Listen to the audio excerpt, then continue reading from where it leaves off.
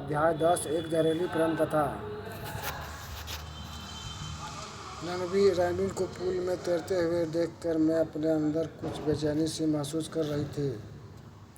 पूनम का चमकता हुआ चांद चारों ओर हल्की रोशनी बिखेर रहा था। उस चांदनी में साफ दिख रहा था कि उसकी गहरी पैनी निगाहें मुझ पर पहले से ही टिकी हुई थी। मिस बजाज। जैसे ही उसकी आवाज़ मेरे कानों में पड़ी कई ख्याल एक साथ मेरे दिमाग में क्रोध उठे। रितु इस वक्त माँ के पास रुकी होगी या माँ के अकेली होगी? क्या रणबीर मेरे इंसेंटिव्स देने के लिए और ब्लीच के साथ कॉन्ट्रैक्ट बनाए रखने के लिए राज़ी होगा? और अगर बात नहीं बनी तो कहीं विक्रम मुझे नौकरी से तो नहीं निकाल देगा? मिस बजाज, इतनी रात गए यहाँ आने की वजह? मैंने सुना है कि आप बिल्कुल ब्लीच के साथ कॉन्ट्रैक्ट ख़त्म कर रहे हैं। तुम्हारी आवाज़ यहाँ तक नहीं आ रही है मिस बजाज, थोड़ा और करीब आओ। अब भी सुनाई नहीं दे रहा? और करीब। वो कॉन्ट्रैक्ट और करीब।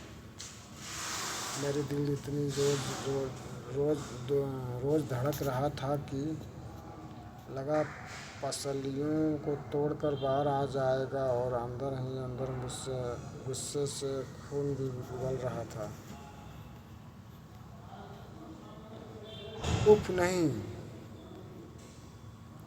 स्लैक।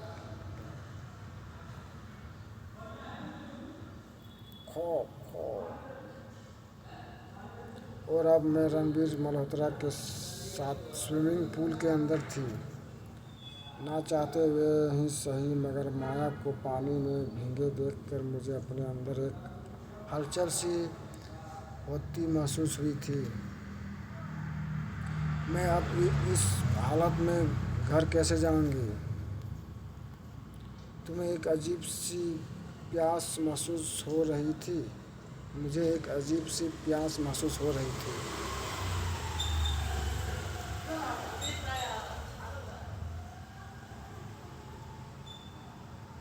स्लैंच।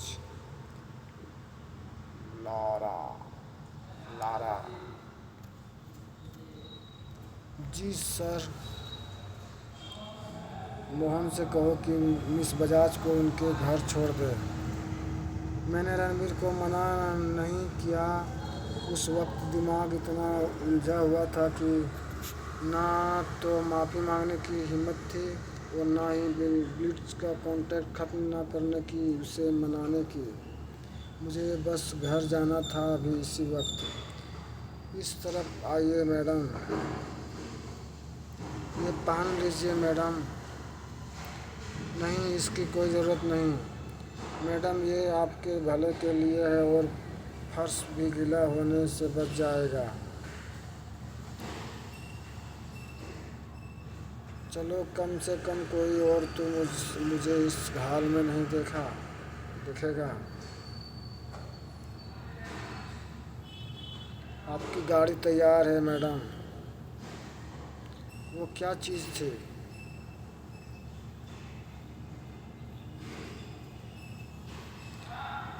ये हुई ना बात। आज तो मेरे हाथ एक बड़ी सनसनीखेज खबर लगी है। अब इस खबर को दुनिया को दिखाने का वक्त आ गया है। रात का 1 बज चुका था और मैं ये काला लिबास पहने हाथ में वोदका का गिलास लिए अभी भी स्विमिंग पूल के पास खड़ा था। स्विमिंग पूल में अभी भी माया बजाज की मौजूदगी का एहसास बाकी था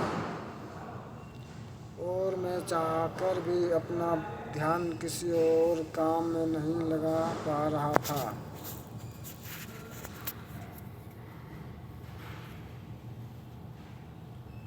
वो किसी भी मर्द को अपनी खूबसूरती के जाल में फंसा सकती थी, यहाँ तक कि मुझे भी।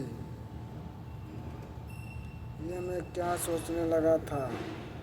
मेरे दिमाग में उससे लेकर ऐसी बातें आ भी कैसे सकती थी, जबकि मैं अच्छी तरह जानता था कि 3 साल पहले उसने क्या किया था। कहानी जारी है। एक जहरीली प्रेम कथा।